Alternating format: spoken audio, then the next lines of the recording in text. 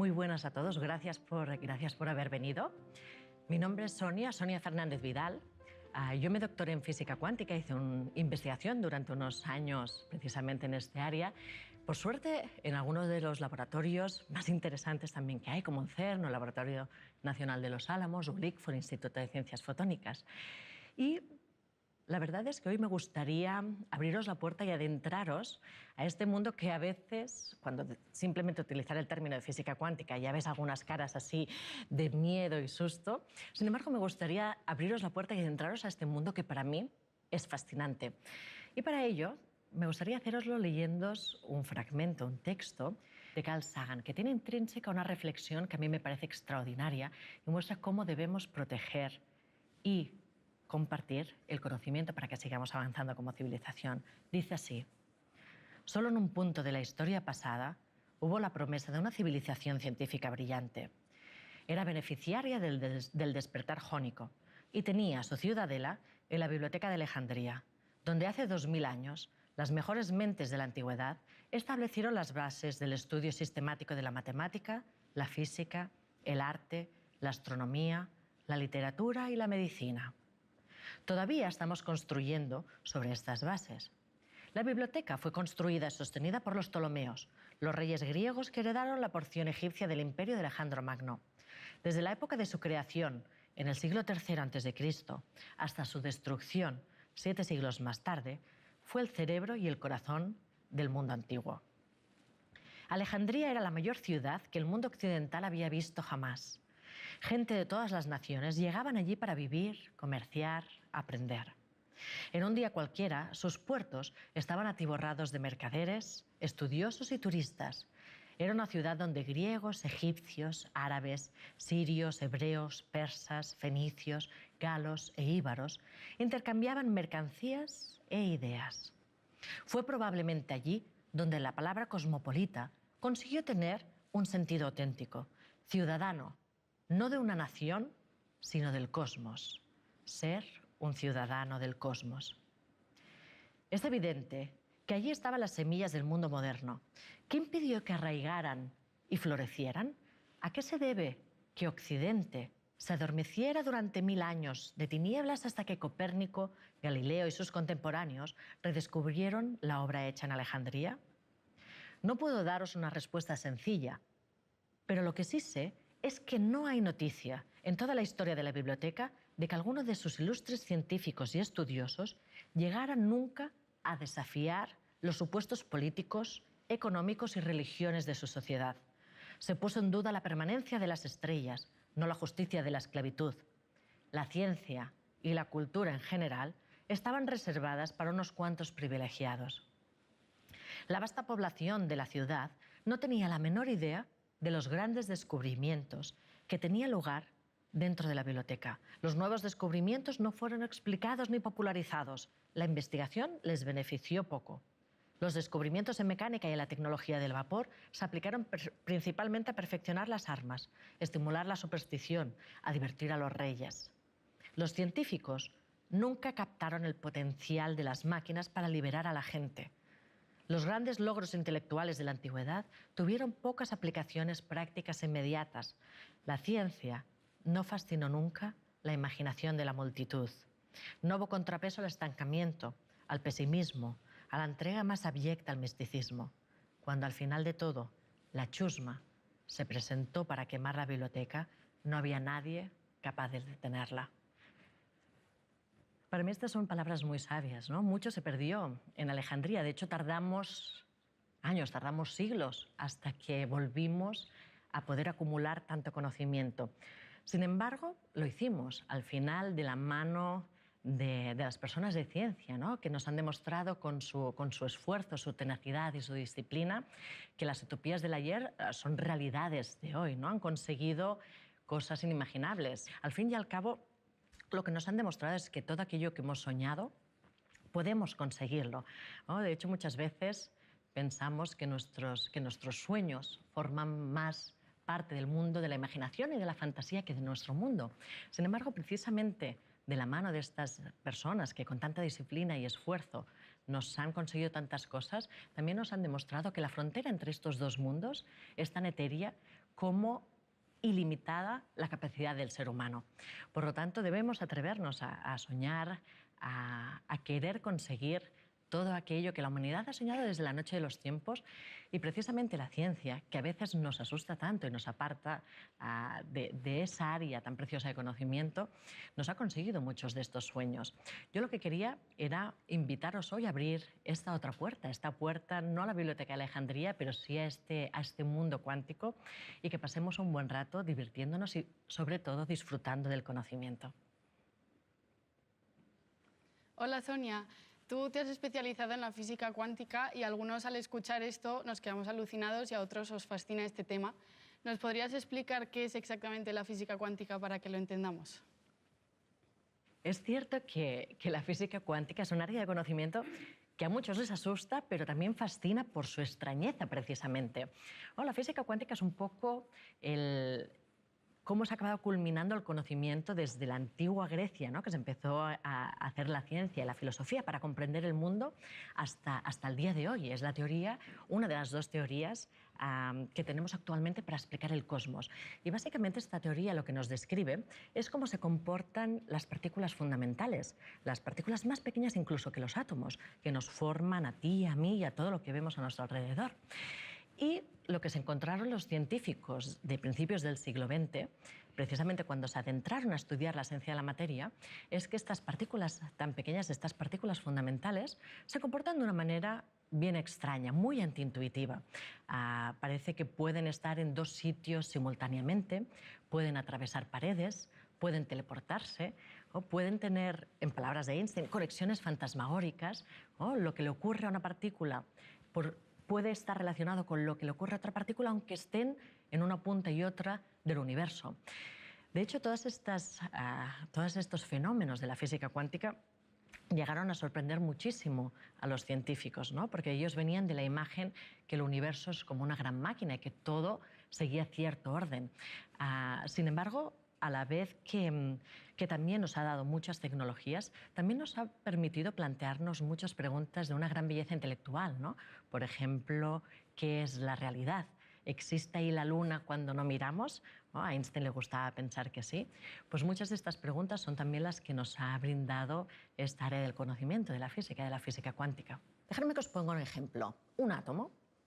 Todos habéis visto alguna vez una ilustración de un átomo en los cuadernos o en los libros, y probablemente os venga a la cabeza una imagen similar a la que vemos aquí detrás.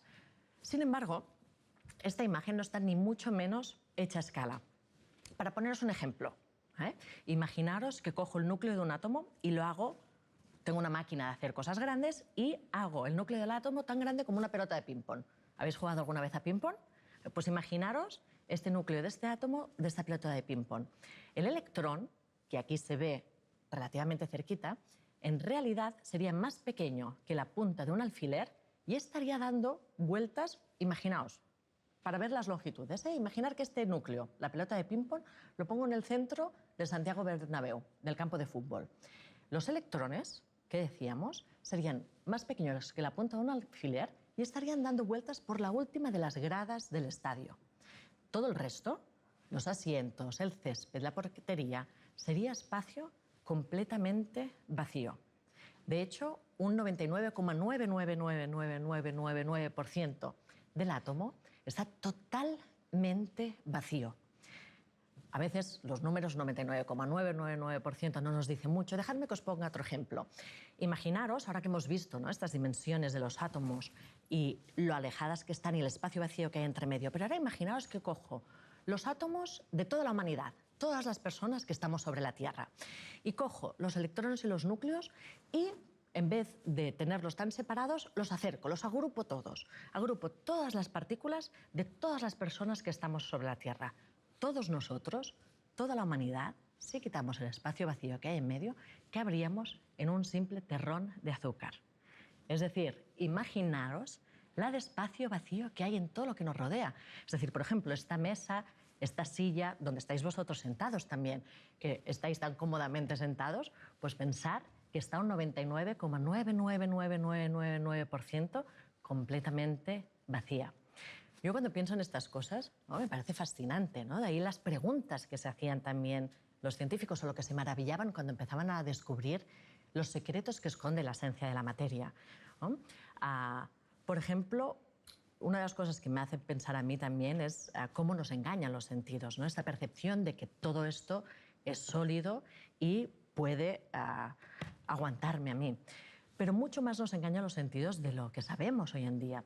O, por ejemplo, os voy a poner una prueba. Ya que estáis vosotros aquí, mira, voy a pedirte, Carla, si puedes venir, me acompañas, y vamos a hacer contigo una prueba de cómo los sentidos nos engañan o incluso cómo nuestro cerebro es capaz de percibir que esta mesa es sólida en vez de saber, ven, acércate, que te enseñaré un texto, en vez de cómo sabemos que está completamente vacía.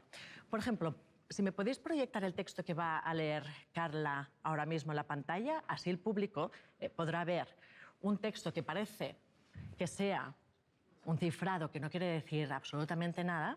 Sin embargo, mira, Carla tiene un pequeño truco y es que tiene una primera línea traducida. Pero veamos si es capaz de su cerebro acabar de traducir todo este texto en palabras reales. Cierto día de verano estaba en la playa observando dos chicas brincando en la arena. Estaban trabajando mucho construyendo un castillo de arena con torres Alguna cuesta, si no, sáltatela esta, ¿eh? Ocultos y puentes. Cuando estaban acabando, vino una ola que destruyó todo, reduciendo el castillo a un montón de arena y espuma.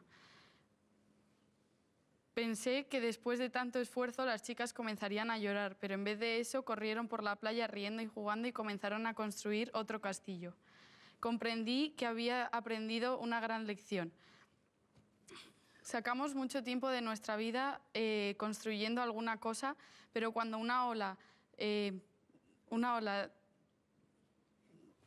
llega a destruirlo todo, solo permanece la mitad. El amor, el cariño y las manos de... No sé qué pone. Algunos. De algunos que son capaces de hacernos sonreír.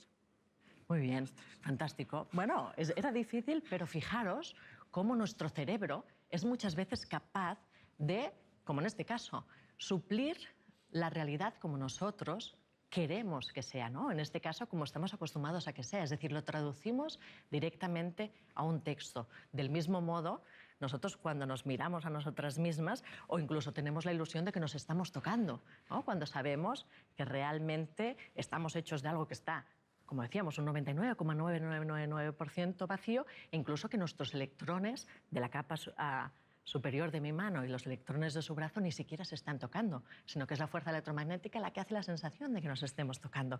Por lo tanto, de ahí vienen estas preguntas, ¿no?, que suscitaban los científicos, que parecían más filósofos que otra cosa. ¿Qué es la realidad? ¿Qué ocurre? ¿Qué es aquello que estamos observando? ¿Es realmente lo que vemos? Muchas gracias.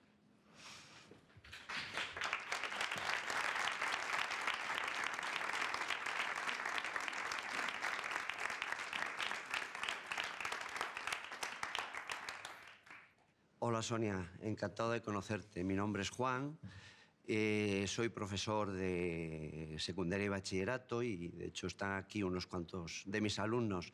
Me gustaría pedirte, por favor, a ver si podrías explicarnos la diferencia entre la física cuántica y la física clásica. Gracias. Muchas gracias, Juan.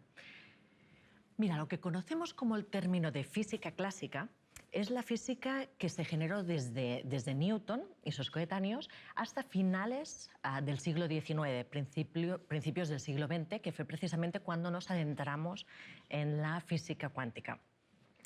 La física clásica, básicamente, la podríamos determinar, o bueno, vamos a cerrar los ojos e imaginemos. La visión cosmológica que tenían los científicos hasta finales del siglo XX es que el universo, el cosmos, también nuestro día a día, todo funciona de una manera muy ordenada, muy rígida. De hecho, era como si el universo fuese una gran máquina, un gran reloj suizo, y absolutamente el resultado de lo que había en el cosmos fuese el resultado de los movimientos de estos engranajes de esta gran maquinaria. O podríamos resumir esta visión mecanicista, ¿no?, de ahí viene el término mecanicista, con unos 4 postulados. Los físicos clásicos pensaban que el espacio y el tiempo, siendo 2 cosas separadas, eran algo completamente absoluto que funcionaba exactamente igual en cualquier parte de este gran reloj suizo que era el cosmos.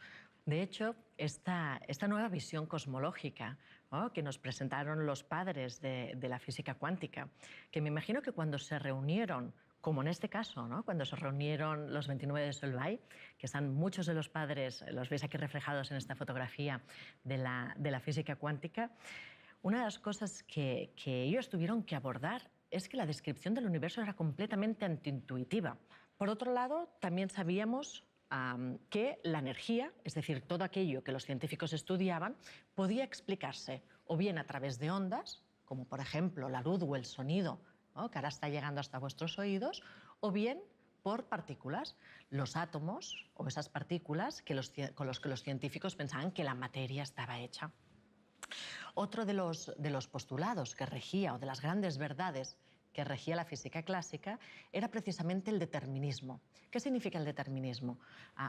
Por ejemplo, las leyes de Newton nos decían que si conocíamos la posición y velocidad de una partícula en un momento determinado, podíamos saber de dónde venía y a dónde iba, es decir, el pasado y el futuro. Por lo tanto, imagínate, ¿no?, un ojo que todo lo viese, que pudiese ver todas las partículas y analizarlas todas, podría saber con toda perfección cuál era el pasado del universo, del mismo modo que podría saber también cuál era el futuro. Por lo tanto, filosóficamente vivíamos en un universo completamente determinado. Y por último, la joya de la corona de la ciencia, la objetividad, ¿no? El científico, desde el altar del conocimiento que le ofrecía la ciencia, podía describir de manera objetiva cómo era el cosmos, cómo era el universo que estaba intentando describir. Es decir, podía generar ciertas leyes con sus ecuaciones matemáticas, ¿no?, y decir que esas eran las normas de cómo funcionaba esta gran máquina. Con el nacimiento, con la llegada de la física cuántica, uno a uno, todos estos postulados fueron desmontándose. De repente, con Albert Einstein, ¿no?, por ejemplo, en su teoría de la relatividad, él hizo uno de los grandes ejercicios de unificación, unificó el tiempo y el espacio, y además hoy en día sabemos que el tiempo no es algo absoluto, que fluye exactamente igual en todos los lados del cosmos, sino que si nosotros mismos nos movemos más rápido, el tiempo pasa más despacito para nosotros, ¿no? Eso es lo que nos dice la teoría de la relatividad, por ejemplo.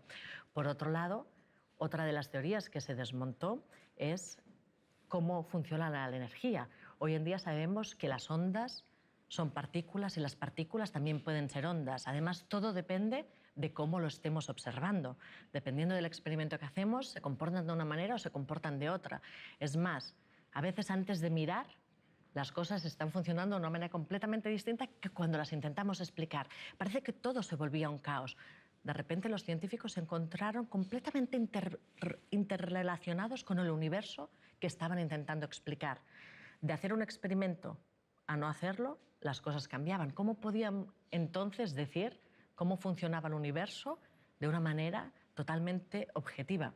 De hecho, incluso el sistema de pensamiento filosófico quedó completamente desmontado con la llegada de la física cuántica. En vez del determinismo, acabó siendo todo indeterminado, ¿no? Porque esas partículas que queríamos saber posición y velocidad para saber el pasado y el futuro, de medirlas a no medirlas, las estabas modificando. Por lo tanto, ni sabíamos qué era el pasado ni sabemos qué será el futuro.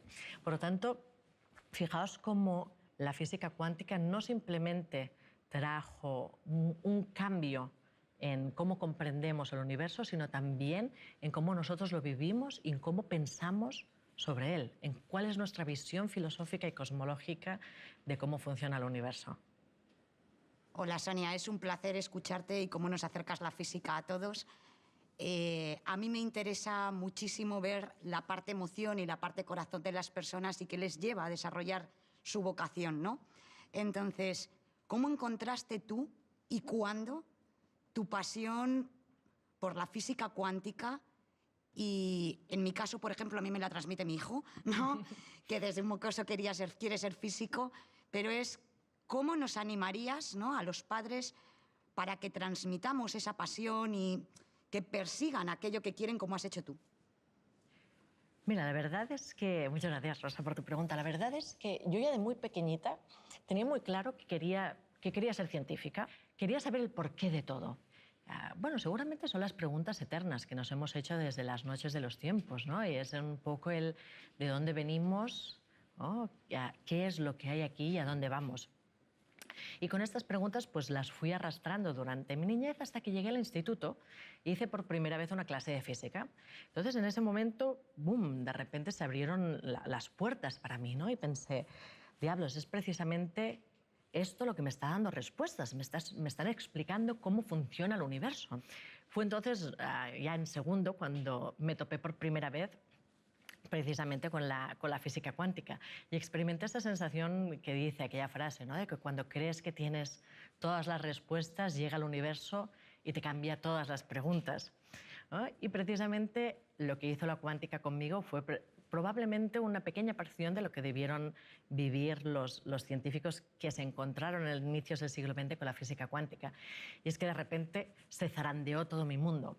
Más que cómo transmitir la pasión por la física o por la ciencia, yo casi diría cómo no cortar las alas a los niños, ¿no? De hecho, el otro día leía que un niño de 4 años hace una media de unas 473 preguntas al día. Muchas veces algunas de las preguntas que hacen estos niños son extraordinarias. Recuerdo una anécdota de un compañero físico que contaba, ¿no? Decía, mira, estaba yo haciendo dormir a mi hija pequeña y le estaba explicando la relatividad, que digo yo, vaya cosas para intentar dormir a un niño, pero bueno. Y le estaba hablando cómo la velocidad de la luz es el límite cósmico, ¿no? Que no se puede ir más rápido que la velocidad de la luz. Dice, de repente se levanta de la cama y me dice, entonces, papá, ¿la velocidad de la oscuridad cuál es? Dice, yo me quedé completamente parado y bloqueado diciendo, ostras, ¿cómo le respondo ahora a esto? Estas preguntas que hacen los niños son preguntas muchas veces que tocan la clave. Los adultos, a veces porque también estamos con nuestras cábalas diarias, ¿no? Nuestras preocupaciones, o incluso a veces con nuestras propias frustraciones de no saber todas las respuestas. O muchas veces optamos por decir, anda, vete a jugar, ¿no? Y no molestes a los mayores, ¿no? No hay mejor manera de arrancar las alas de la pasión por el conocimiento que precisamente estas reacciones, cuando quizás lo mejor es decir, si viene un niño y te pregunta cosas como, o una pregunta que me hicieron una vez, ¿no?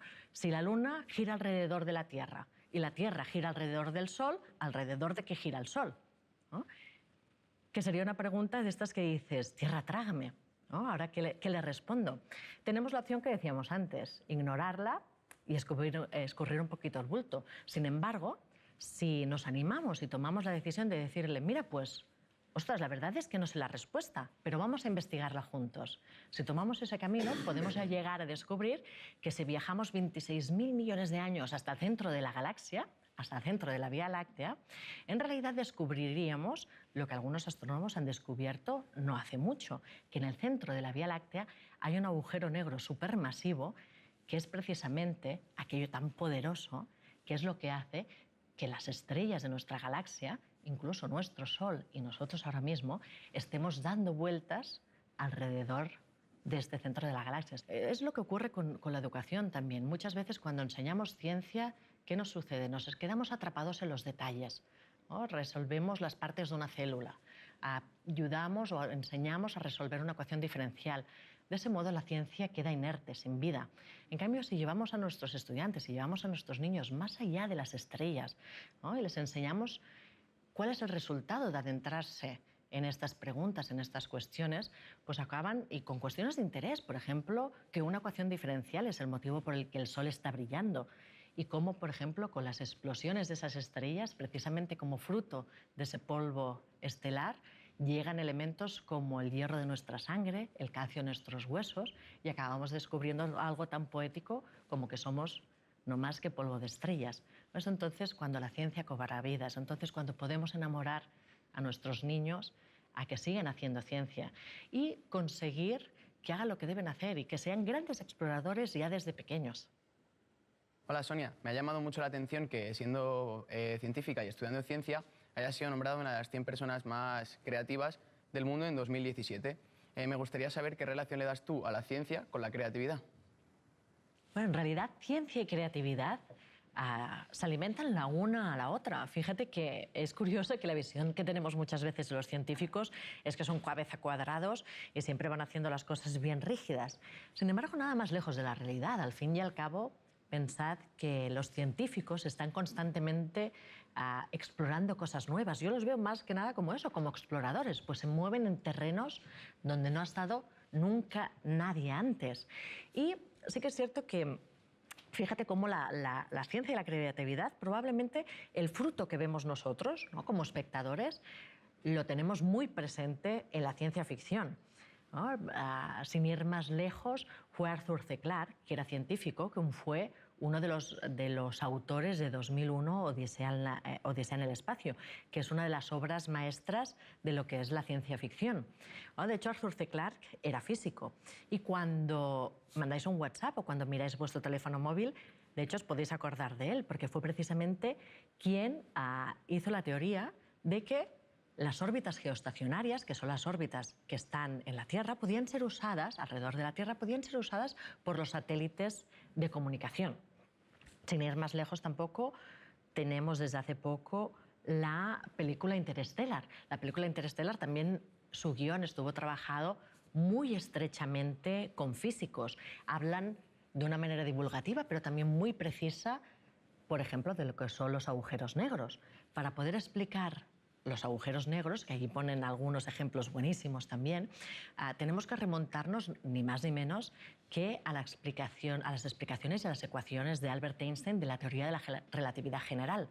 Einstein, cuando postuló la teoría de la relatividad general, quería dar respuesta a una de las preguntas que habían quedado en el aire desde nada más y nada menos que Newton. Cuando Newton explicó la fuerza de la gravedad, que seguramente todos habéis estudiado en el instituto, en bachillerato, explicaban por qué, como decíamos antes, la Luna gira alrededor de la Tierra, ¿no? Sin embargo, Einstein fue a tocar la llaga, y es cómo funciona la fuerza de la gravedad, algo que ni siquiera Newton había respondido. Einstein, para conseguir explicarlo, hizo un ejercicio de unificación extraordinaria. Unificó el espacio y el tiempo, y lo unificó en lo que él llamaba un tejido espaciotemporal. Y era precisamente en ese tejido espaciotemporal que era lo que hacía que existiese la fuerza de la gravedad. Para poner un ejemplo muy, muy gráfico, imaginaos que este tejido espaciotemporal fuese un colchón cósmico, ¿no?, y pusiésemos el Sol en medio de este colchón. Lo que haría sería que doblaríamos este colchón cósmico, y es precisamente al doblarse el espacio-tiempo que la Tierra gira a su alrededor. Imaginaos que pasáis la noche con una persona más corpulenta como vosotros en uno de estos colchones viejos, ¿no? También, si la persona que está más corpulenta, que está a vuestro lado, lo que haría sería doblar ese colchón y vosotros os pasaríais la noche evitando caer hacia él. Del mismo modo, este colchón cósmico, cuando ponemos algo con masa, por ejemplo el Sol, ¿no?, lo que hace es deformar el espacio-tiempo y hace que los planetas, por ejemplo en este caso la Tierra, giren alrededor del Sol, exactamente igual que nosotros giraríamos hacia la persona corpulenta que está a nuestro lado. Para poner el ejemplo de lo que sucede con un agujero negro, sería poner una cosa todavía más pesada en este colchón cósmico y sería hundiendo, hundiendo, hundiendo. Vamos a hacerlo un poquito más gráfico. Álvaro, me aprovecho que me has hecho la pregunta y mira, si nos podéis traer un pañuelo y algo para poner en medio. Perfecto, muchas gracias. Mira, simplemente ayúdame a extenderlo y vamos a simular que esto es el tejido espaciotemporal del que nos hablaba Albert Einstein. Fijaos que si no hay nada, el tejido del espacio-tiempo se queda inalterado. Pero en el momento en el que ponemos un objeto, por ejemplo esta manzana, ¿qué sucede? Fijaos cómo se ha doblado el espacio-tiempo. Es precisamente al doblarse así que los planetas girarían alrededor del Sol si fuese esta manzana de aquí. Si ponemos una cosa todavía más densa, más pesada en este espacio, ¿qué sucedería? Mira, vamos a simularlo como que lo vamos haciendo, aflojando un poquito más. Fijaos cómo se va hundiendo y más, y más, y más, y más en el espacio-tiempo. Va doblándose, doblándose, doblándose, hasta que al final, ¿qué sucede con un agujero negro? Es un punto tan, tan denso que lo que hace es hundir el espacio-tiempo hasta que hace un agujero. Entonces, todo lo que cae dentro, absolutamente todo, queda ahí atrapado para siempre, jamás. De hecho, absolutamente nada puede escapar de un agujero negro, ni siquiera la luz. Es por eso que les llamamos precisamente agujeros negros. Gracias por tu ayuda, Álvaro. Nada.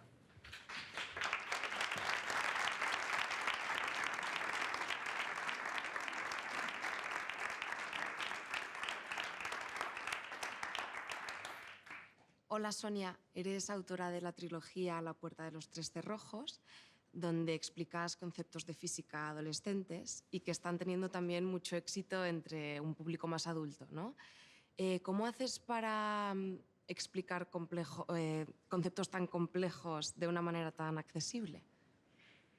Bueno, pues ese fue precisamente uno de los grandes retos, ¿eh? Es el meter conceptos, sobre todo en La puerta de los tres cerrojos. Al final, La puerta de los tres cerrojos es una historia de fantasía, es una historia para niños. Bueno, a mí me gusta decir que es para niños de 9 a 99 años, ¿no? Porque normalmente, como lo decíamos ya al principio, ¿no? El término de física cuántica atrae tanto como asusta. Entonces yo recuerdo cuando el motivo por el que acabé escribiendo este libro, esta trilogía, fue precisamente a raíz de una conferencia que estaba dando a público no científico. Y una de estas conferencias la di en casa de un amigo, Francesc Miralles, que es escritor también, y él invitó como público, al igual que estáis vosotros ahora, pero en ese caso eran todos escritores y también editores. Y recuerdo que cuando terminó la conferencia, una de las editoras se acercó a mí y me dijo: Sonia, ¿por qué no plasmamos esto en un libro? Que acabó siendo el libro de La puerta de los tres cerrojos. Y yo pensé, bueno, hay muchos ensayos, hay muchos libros ya de divulgación científica, ensayos para adultos sobre lo que es la física cuántica. Pero lo que pasa es que están hechos y elaborados también de una manera relativamente compleja. Es decir, normalmente el objetivo de estos libros es gente que está acostumbrada a leer libros sobre ciencia. Entonces pensé que a mí lo que me interesaba era precisamente llegar a las personas que les pueda asustar la ciencia, ¿no? Y pensaba cómo brindarles la oportunidad de poder disfrutar de algo que a mi modo de ver es tan apasionante no solo para los científicos, sino también para el público en general. Eso es una diferencia, por ejemplo, en cómo leen un libro como La puerta de los tres cerrojos los adultos y los niños.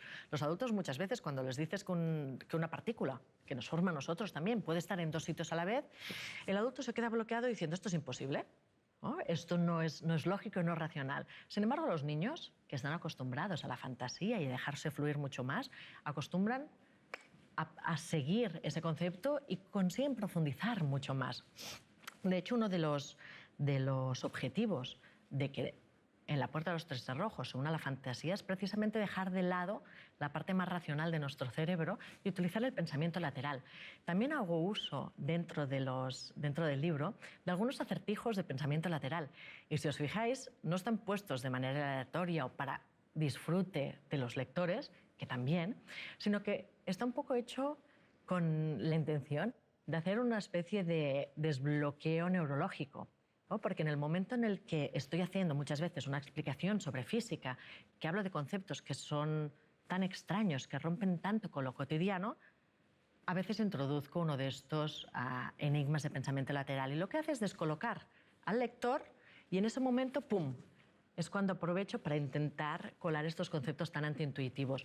Algo no muy sencillo, porque después también para explicar los conceptos de física, que tú me preguntabas, ¿no? ¿Cómo explicabas todos estos conceptos de una manera tan sencilla? La verdad es que para un físico es un poco un reto, porque durante toda la carrera y el doctorado, por ejemplo, nos están enseñando a escribir de una manera muy precisa. De hecho, así es el lenguaje de los científicos, completamente preciso, para que si escribimos un artículo, cualquier otro científico de otro grupo de investigación o incluso de otro continente, solo leyendo aquel artículo, pueda reproducir el experimento que tú has hecho y de esa manera también la ciencia va avanzando, ¿no? También se puede ir verificando. Sin embargo, lo que tuve que hacer para escribir La puerta de los tres cerrojos es olvidarme de ese lenguaje tan preciso y utilizar la magia, la fantasía, las metáforas y las historias para explicar estos conceptos tan antiintuitivos. Pero bueno, fue muy divertido. Tanto es que no me quedé en uno, sino que acabó convirtiéndose en una trilogía. Hola, Sonia. Te hemos leído en numerosas ocasiones que la filosofía y la ciencia tienen mucho que ver. ¿Podrías explicarnos la relación que tienen filosofía y ciencia? para los antiguos griegos, que fueron los que un poquito empezaron a intentar descifrar cómo funcionaba el cosmos, el universo en el que vivimos, filosofía y ciencia, filosofía y física estaban completamente entrelazados y iban de la mano. Sin embargo, esa escisión se hizo un poco precisamente cuando nació el mecanicismo, la física clásica, cuando en realidad física y ciencia y filosofía, o ciencia y humanismo, están mucho más entrelazadas de lo que nos pensamos. Al fin y al cabo, la física no solo nos explica cómo funciona la práctica nuestro universo, sino que precisamente gracias a ellos nos hacemos una visión filosófica de cómo funciona el universo, ¿no? Antes decíamos como la física clásica la visualizábamos como una gran maquinaria, ¿no? Como aquel reloj suizo gigantesco, y como la física cuántica de repente pone en jaque todas las verdades que habíamos dado por asumidas y las convierte en verdades provisionales, ¿no? Nos damos cuenta de que las cosas van cambiando, nos damos cuenta de que este reloj es como si estallase y de repente estamos completamente interrelacionados con el universo que estamos intentando explicar. Pasamos del determinismo, que es una visión filosófica de cómo funciona el mundo, a un indeterminismo. ¿Hay un guión escrito o lo vamos escribiendo a medida que vamos viviendo? Todas estas cuestiones, aunque no las toca la física en sí mismo, sí que surgen de las explicaciones, al fin y al cabo, de cómo funciona el universo en el que estamos viviendo. Así, por ejemplo, como quizás la línea de pensamiento que yo atribuiría más a la física clásica, al mecanicismo, es la de Demócrito, ¿no? La de pensar que las cosas existen ahí afuera, esté yo observando o no, que está todo ordenado y se puede dividir todo en pequeños pedacitos.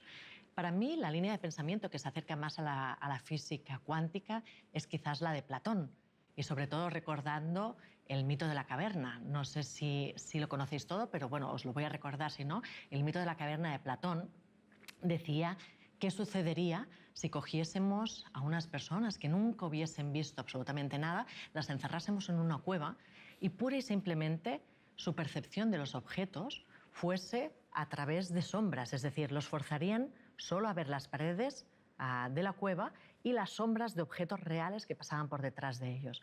Para esas personas, la realidad sería en 2 dimensiones, sería una realidad de sombras, ¿no?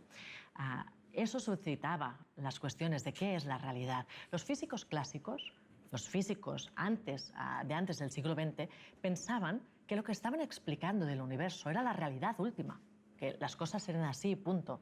Sin embargo, hoy en día, los científicos sabemos que el mundo que estamos explicando es pura y simplemente unas sombras, igual que aquellas personas del mito de Platón que estaban condenadas a ver ese universo en 2 dimensiones y a expresar solo las sombras, ¿no? Y jeroglíficos de cómo funciona el universo.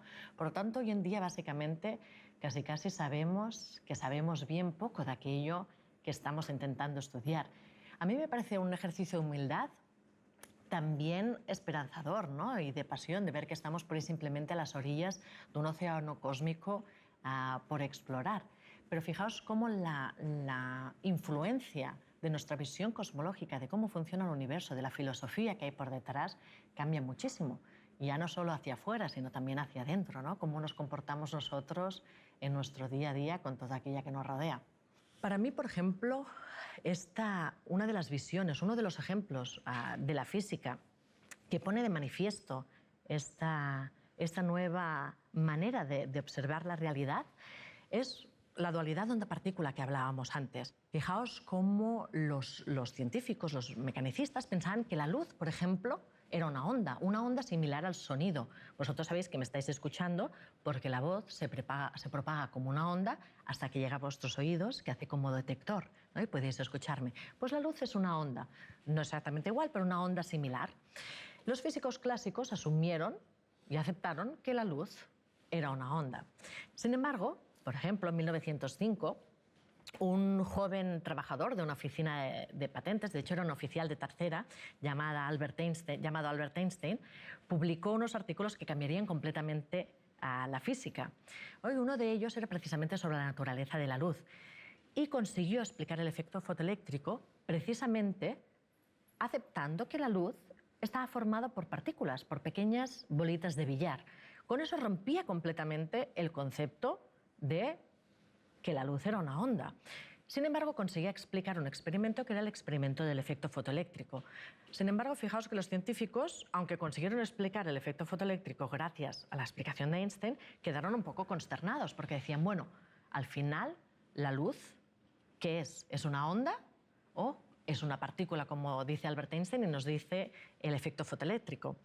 Sin embargo, Einstein, que probablemente ya tenía bastante flexibilidad mental, dijo, el problema no es si la luz es una onda o una partícula, no está en la respuesta, sino en la pregunta que nos estamos haciendo. La luz no es una onda o una partícula, sino que es las dos cosas simultáneamente. Oh, pero todavía es más curioso con la luz.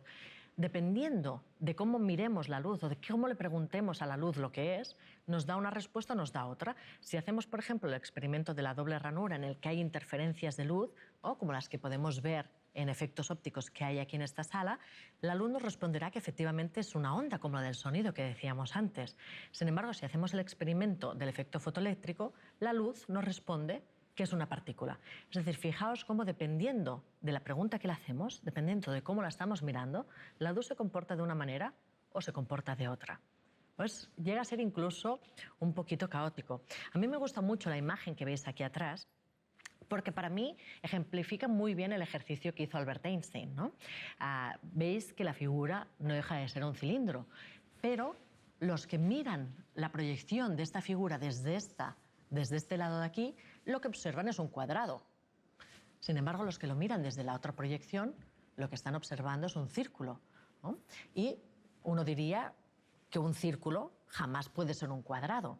Sin embargo, lo que hizo Albert Einstein, o lo que hay que hacer muchas veces, ¿no?, en las situaciones que vivimos en nuestro día a día, es ponernos desde otra perspectiva y ver que efectivamente un cilindro, dependiendo de cómo se mire, puede ser o bien un cuadrado o puede ser un círculo.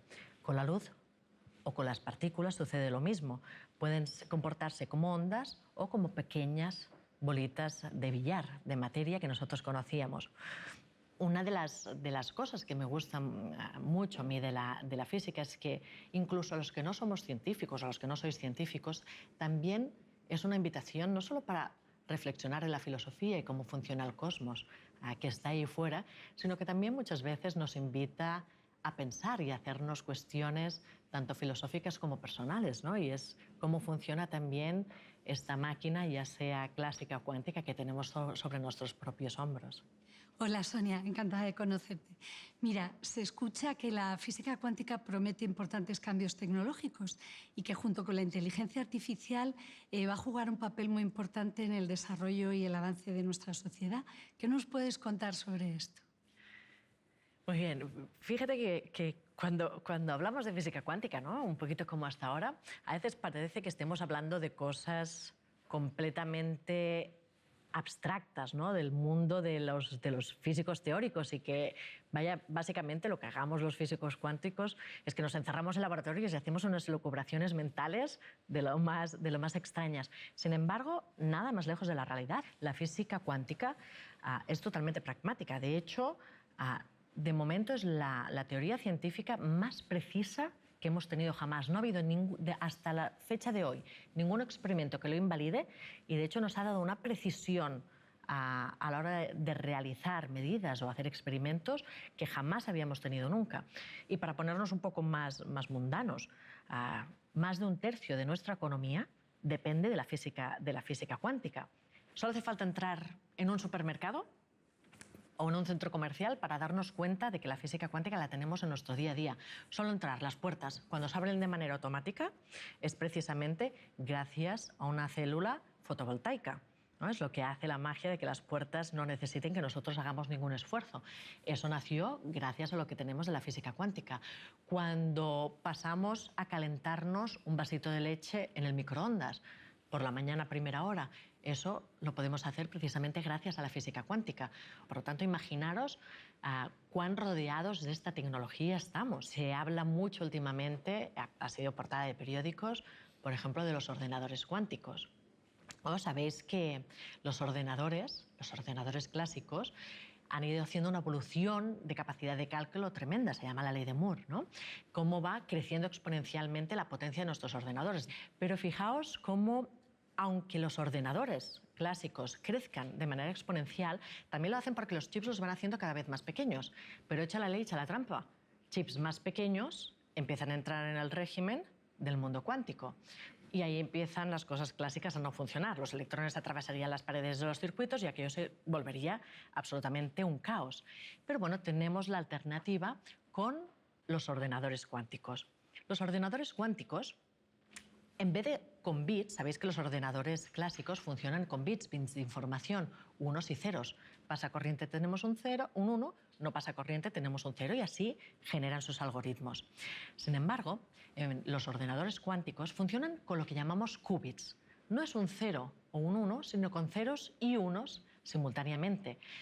Con eso lo que tenemos, al final, son ordenadores que podrían llegar a funcionar con una capacidad de cálculo más grande que si todos los ordenadores clásicos estuviesen computando simultáneamente. E incluso más allá, serán capaces de hacer cosas imposibles para los ordenadores normales. Fijaos que eso nos van a dar unos avances extraordinarios. Por ejemplo, en el campo de la medicina se podrán desarrollar medicamentos nuevos porque podremos simular por primera vez la materia, pero a nivel de átomos o moléculas directamente fundamentales, cosas que hasta ahora no se pueden hacer precisamente porque tienen comportamientos cuánticos. Un ordenador cuántico podrá hacerlo. Esa es alguna, por poner un ejemplo, algunas de las tecnologías que nos deparan y ya tenemos a la vuelta de la esquina. Hola Sonia, como has dicho antes, has trabajado en dos lugares muy famosos del mundo de la ciencia, tanto en el acelerador de partículas de CERN como en el laboratorio de Los Álamos. Entonces, a mí me gustaría saber qué te han aportado estas experiencias. Pues la verdad es que sí que es cierto que tuve la suerte de poder disfrutar de estar en dos de estos centros, ¿no? Por ejemplo, el CERN, que es el Centro Europeo de Investigación Nuclear. Por el CERN, fíjate que se creó precisamente después de la Segunda Guerra Mundial. En Europa la mayoría de científicos, debido a la guerra precisamente, migraron hacia Estados Unidos. Uno de los objetivos, primero, para frenar esa migración de científicos hacia Estados Unidos y después también para seguir desarrollando el mundo de física de partículas que había nacido, aunque de manera triste precisamente a partir de la Segunda Guerra Mundial, se desarrolló ese Centro Europeo de Investigación Nuclear que está en Suiza, en la frontera entre Francia y Suiza.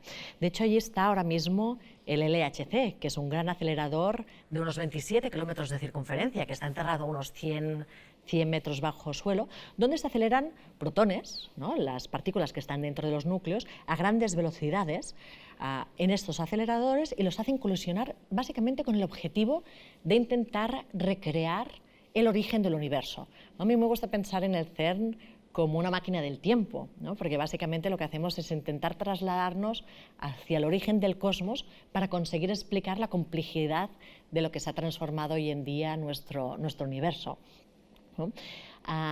Cuando estuve allí, la verdad es que para mí era fascinante, porque el CERN, como decíamos, realmente cumplió su objetivo y se ha convertido hoy en día como la catedral del conocimiento en cuanto a física, del conocimiento de la física moderna. Para mí es fascinante, no solo como experiencia, yo era una joven investigadora cuando estaba allí, era muy jovencita, no como experiencia simplemente académica, sino también a la hora de la convivencia. Fíjate cómo en ese centro, aunque es un centro europeo, actualmente hay colaboraciones de gente absolutamente de todo el mundo. Yo recuerdo como allí éramos científicos de muchísimos países, de muchísimas razas, incluso de muchísimas religiones, todos trabajando con un objetivo en común, un objetivo muy fuerte, como es el comprender cómo se originó el universo. Yo recuerdo alguna anécdota de lo que llega a suponer trabajar en un ambiente internacional, pero con un propósito también tan fuerte. Porque recuerdo que muchas veces lo que hacíamos con algunos compañeros, a la hora de comer, la cafetería de la ONU, de Naciones Unidas, que estaba ahí en Ginebra, que estaba relativamente cerca, la verdad es que tenía un menú un poquito más bueno que el que teníamos los científicos en el CERN. Entonces, a veces nos metíamos unos cuantos en un coche y nos íbamos para allá. Normalmente coincidía pues, que éramos gente, como decía, de distintas nacionalidades, de razas, religiones, cualquier cosa, tampoco nos fijábamos mucho.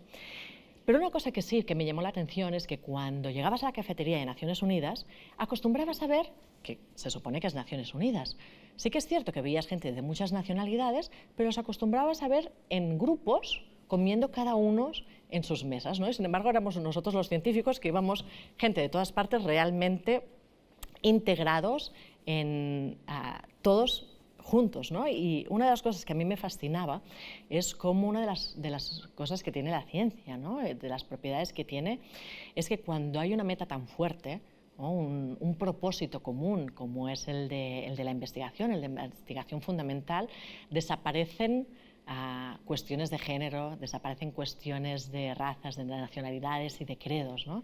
Y yo pienso, y de hecho ha sido estudiado el CERN como uno de los centros donde se establece aparentemente de manera natural colaboraciones tan estrechas y precisamente donde se borran esas fronteras que de manera ilusoria y tan absurda tantas veces nos separan. El CERN también es fascinante porque, como decíamos, es un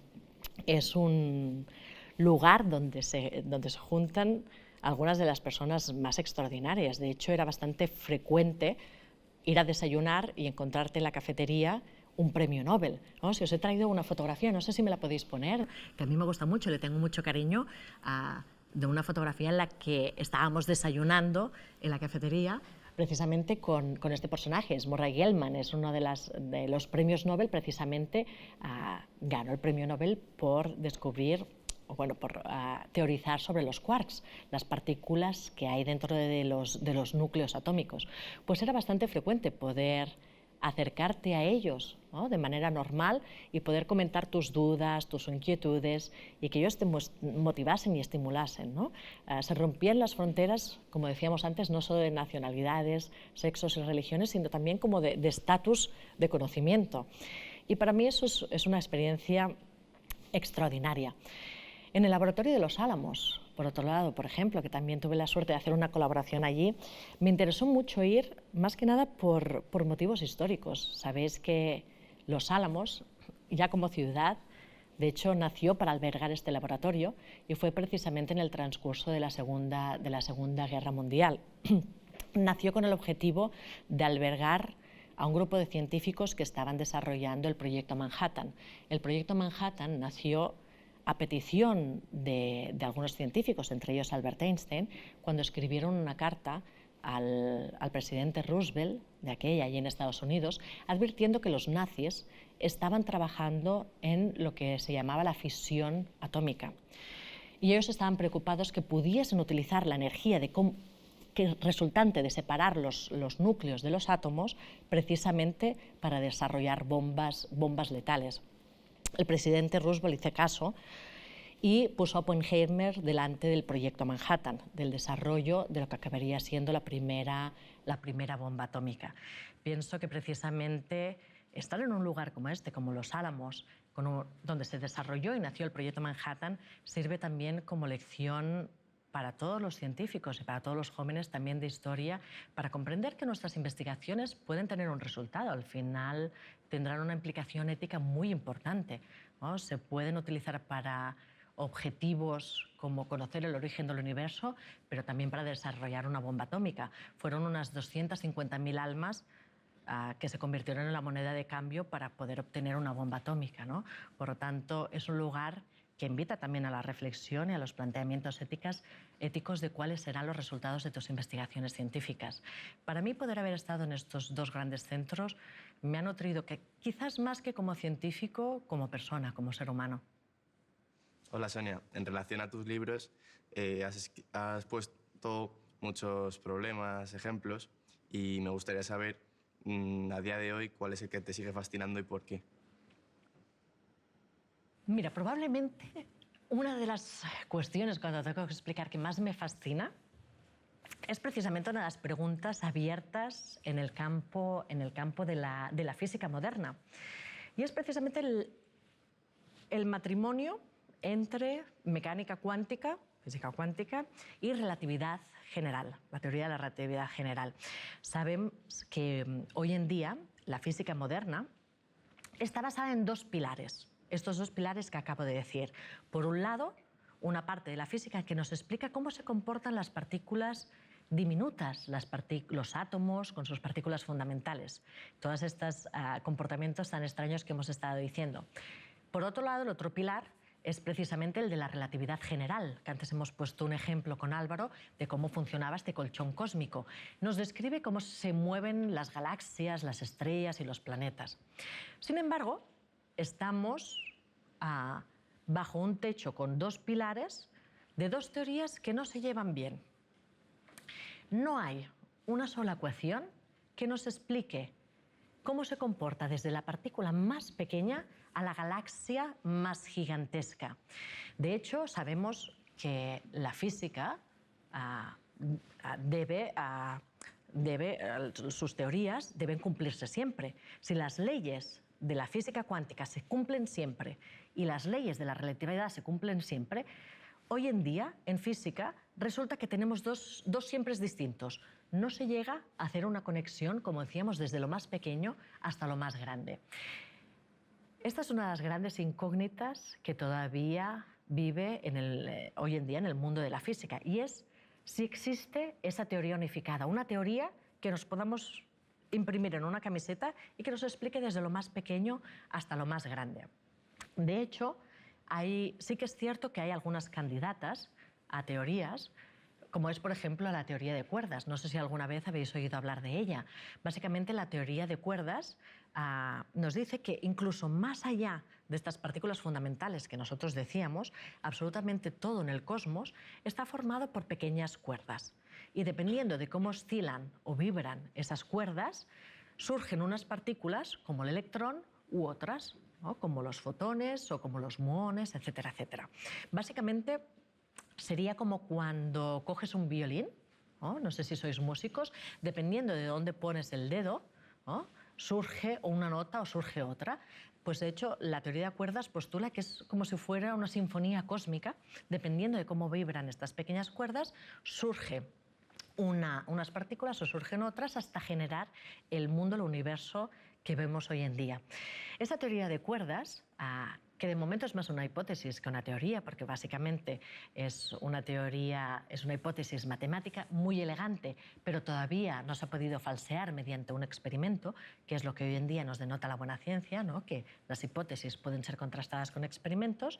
Sin embargo, sí que es cierto que es una teoría muy elegante. Aparte de conseguirnos explicar o unificar desde lo más pequeño a lo más grande, lo hace, sin embargo, a costa de otras cosas que también nos pueden resultar un poquito extrañas. Y es que la teoría de cuerdas, para que pueda existir, nos dice que no vivimos en un universo de 3 dimensiones espaciales y una temporal, ¿no? Alto, ancho y largo, más el tiempo, sino que vivimos en un universo de 14 dimensiones. Es decir, muchas más de las que incluso nuestro cerebro puede ser capaz de comprender. A mí me gusta mucho una analogía, no sé si conocéis la de Mundo Plano, Flatland, que era de un autor, volviendo otra vez a un neurohumanismo y ciencia, ¿no? que habíamos mencionado antes, un autor que narraba cómo sería un mundo en el que se vive en 2 dimensiones, ¿no? Cómo sería casi imposible concebir el arriba y el abajo. Pues un poquito nos pasa lo mismo que a los ciudadanos que vivirían en este mundo de Flatland, ¿no? de simplemente 2 dimensiones. Tenemos que abrir nuestra mente, por abstracto que nos parezca, a intentar aceptar que probablemente vivimos en un mundo con más dimensiones que aquellas que nuestros sentidos y nuestro cerebro y nuestra lógica nos permite asumir e interiorizar. Hola Sonia, yo soy Hugo y mi pregunta es que ¿cuáles son los obstáculos que tiene a día de hoy el progreso científico? Mira, yo listaría quizás como 3 algunas de las barreras que el progreso científico tiene que conseguir atravesar. Mira, la primera de todas sería esta escisión que hay entre humanismo y ciencia. Fíjate que en los últimos años el conocimiento científico se ha ido encerrando en los departamentos de las universidades, ¿no? Que acaban oscureciéndolo casi más que en los antiguos oráculos de Delfos, ¿no? Y bajo el nombre de física de materia condensada, óptica cuántica y nombres tan extraños, parece que se vaya enterrando y especializando todo este conocimiento. De hecho, había un humanista, filósofo, que decía que en la sociedad moderna nos estamos especializando tanto que vamos sabiendo cada vez más de cosas más pequeñas hasta que al final lo sabremos todo de nada, ¿no? Yo pienso que precisamente esta frase muestra muy bien o plasma muy bien uno de los problemas de esta excesiva especialización, ¿no? Y de esta escisión tan fuerte que hay entre humanismo y ciencia. Por otro lado, y otro de los grandes retos que tiene la ciencia, y sobre todo, por ejemplo, en nuestro país, y de las barreras que tiene que atravesar sí o sí, es precisamente en los recortes tan fuertes que hay en investigación, en I+D, I+I. Fijaos cómo son alarmantes los datos que da la Confederación de Sociedades Científicas. Alertó que así como en países europeos se ha aumentado como un 27,4% las inversiones en I+D+I, en España las hemos recortado más de un 15%. Es decir, llevamos más de 20.000 millones de recortes en ciencia acumulados. Invertimos menos hoy en investigación y en desarrollo que hace 10 años. Estamos hoy en día, y no paramos de verlo en las noticias, la de fuga de talentos a la que estamos sometidos. En España estamos formando científicos extraordinarios, tenemos estudiantes brillantes, eso es dinero, es oro en estado puro, y estamos dejando que se escape al extranjero. De hecho, sí que es cierto que en estos últimos años hemos estado pasando por crisis económicas muy fuertes, y en una sociedad, en democracia como vivimos, somos nosotros, somos los ciudadanos los que deberíamos presionar a nuestros políticos para que destinen los presupuestos a aquello que nosotros consideramos que es importante. Por eso también pienso que es importante que seamos conscientes los ciudadanos del impacto económico que tiene invertir precisamente en ciencia y en desarrollo, o porque muchas veces pensamos o tenemos la falsa creencia de que esos presupuestos van a parar a un saco vacío, y sin embargo nada más lejos de la realidad. De hecho, hay numerosos estudios que demuestran que no son los países más ricos los que invierten en ciencia, sino que esos países son más ricos precisamente porque invierten en ciencia. Y aquí es donde lanzo una de las preguntas clave sobre la mesa, ¿no? Y es donde está precisamente nuestros intereses, y lo que vendría a ser el tercer punto de las barreras que tú me pedías, y era precisamente cuál es la cultura científica y si debemos trabajar en la cultura científica en nuestro país, ¿no? Pienso que era Ramón y Cajal quien dijo que al carro de la cultura en España le faltan las ruedas de la ciencia, y pienso que así es, ¿no? Probablemente todos reconocemos cuando vemos las caras de los famosos en los periódicos, ¿no? A todos nos interesa pues dónde han ido de vacaciones, qué coches han comprado. Sin embargo, probablemente muchos de nosotros nos cruzaríamos, por ejemplo, como la fotografía que he mostrado antes, ¿no? Un premio Nobel, y podrían cruzar Madrid en hora punta y pasar completamente desapercibidos, ¿no? Son estos héroes anónimos que nos han dado mucho más que entretenernos, ¿no? Como decíamos antes, nos han regalado la penicilina, luchan contra la malaria, nos han conectado a Internet y, en definitiva, permiten que vivamos hoy en día como vivimos. Cuenta una anécdota que me contaron hace tiempo, ¿no? Que en Nueva York había un club regentado por Todd Shore en el que una vez estaba el gerente hablando con Sir Alexander Fleming, premio Nobel y descubridor de la penicilina. Hoy estaba con él tomando un café cuando de repente entró el entrenador de los Giants de Nueva York. Y él se levantó y dijo: perdone, doctor Fleming, pero tengo que dejarle que ha entrado alguien importante, ¿no? Yo pienso que eso es una anécdota que ejemplifica, ¿no?, cómo de demasiado anónimos son los héroes que tenemos. Yo pienso que precisamente teníamos que volver a plantearnos, ¿no?, quién son nuestros héroes y nuestros modelos a seguir. Y no solo eso, sino también los contenidos que, por ejemplo, estamos ingiriendo.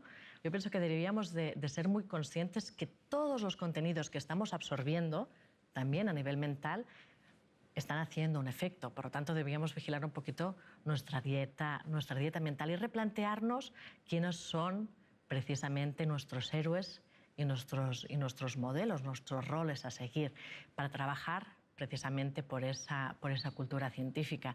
También para reivindicar un poquito el conocimiento, porque no solo nosotros a nivel personal, ¿no? Reivindicar, como decíamos antes, a los científicos, exigirles que realmente inviertan unos presupuestos decentes a la ciencia. También a los medios de comunicación, pedir que realmente comunique la ciencia como debe ser comunicada, ¿no? Que dediquen un espacio en sus programaciones para transmitir el conocimiento. También a los profesores a que nos lo enseñen en las aulas para que podamos disfrutar, podamos seguir creciendo, formándonos y desarrollándonos como seres humanos. Pero ante todo también el derecho que tenemos todos y cada uno de nosotros de disfrutar del conocimiento, ¿no? De disfrutar de la ciencia para poder seguir desarrollándonos como civilización. Y es precisamente el conocimiento, no solo que nos hará libre, sino seguir avanzando como civilización.